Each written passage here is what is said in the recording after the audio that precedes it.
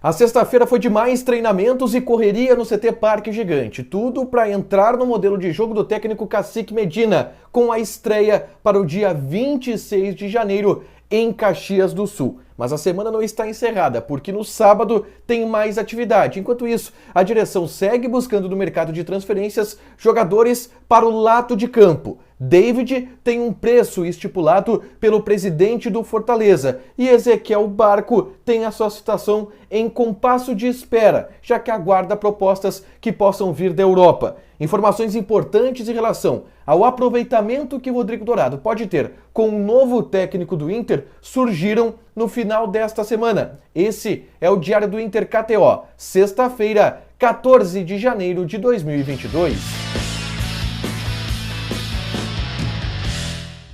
Tudo bem, gente? Obrigado pela participação aqui. Não esquece de deixar teu like, de te inscrever, de ativar as notificações. Bora pro Diário do Inter KTO dessa sexta-feira e eu começo destacando que a semana de atividades comandadas pelo técnico Cacique Medina, ela segue acontecendo e com foco principalmente na intensidade física dos jogadores. E foi isso que o Internacional tentou divulgar ao longo do dia de hoje. Entrevistas com os preparadores físicos, o Richard Gonzalez, o Alexis Orralayaga, que são os auxiliares de preparação física do Cacique Medina e que explicaram como estão acontecendo os treinamentos e que ideia eles estão implementando com os jogadores nesse momento. Inclusive vídeos vêm mostrando os trabalhos de intensidade que são colocados pelo técnico uruguaio nesses primeiros dias, comandando os jogadores do Internacional. E nas imagens a gente vê um grupo que corre bastante, em especial nas imagens de hoje, chamou a atenção a movimentação do Tyson.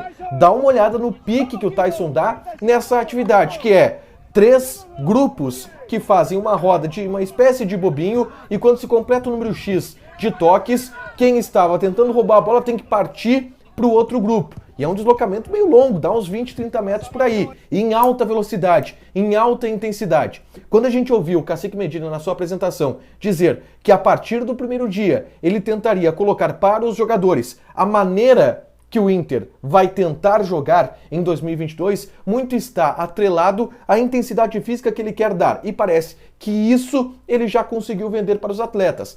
Treinos intensos em 2 turnos, pela manhã e pela tarde, sempre, e muito trabalho. Assim tem sido os primeiros dias de Cacique Medina no CT Parque Gigante. A primeira semana de trabalho se encerra neste sábado, porque o Inter novamente treina em 2 turnos. Pela manhã, às 8 da manhã, e à tarde, por volta das 17 horas. E aí, no domingo, vai ter um descanso, finalmente, a primeira folga desse período de intensivo treinamento que está acontecendo no CT Parque Gigante. Enquanto o Cacique Medina ele trabalha dentro de campo, junto com os jogadores que já estão no Internacional, existe o trabalho da direção colorada para buscar novos reforços. E aqui eu atualizo a busca do Inter por um atacante de lado.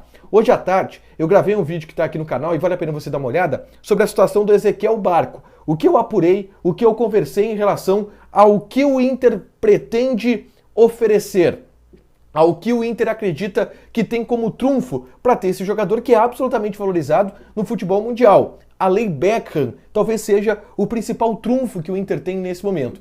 Quer saber o que é a Lei Beckham? Eu expliquei nesse vídeo hoje à tarde, vai lá e dá uma olhada aqui no A Dupla, beleza? Além do Barco, o Inter também está em negociações para contratar o David, atacante de 26 anos de idade que pertence ao Fortaleza. Só que a pedida anterior do presidente do Fortaleza, ela era na casa dos 30 milhões de reais, um valor que o Internacional considerou absolutamente impagável.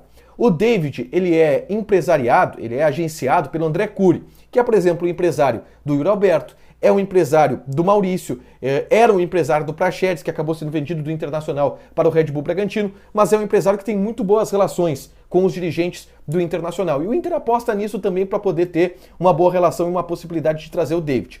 E nessa sexta-feira, houve uma entrevista do Marcelo Paz, que é o presidente do Fortaleza, dizendo que o preço do David ele baixou um pouco, que o Fortaleza está aceitando não só os 30 milhões de reais, mas aceita vender apenas a sua parte, que é de 45%. Sairia por algo em torno de 13 milhões de reais para o Internacional, que já fez uma proposta de 9, que foi recusada. Então os valores eles estão começando a se encontrar e pode existir um avanço nessas negociações nos próximos dias para que o David ele venha jogar no Internacional.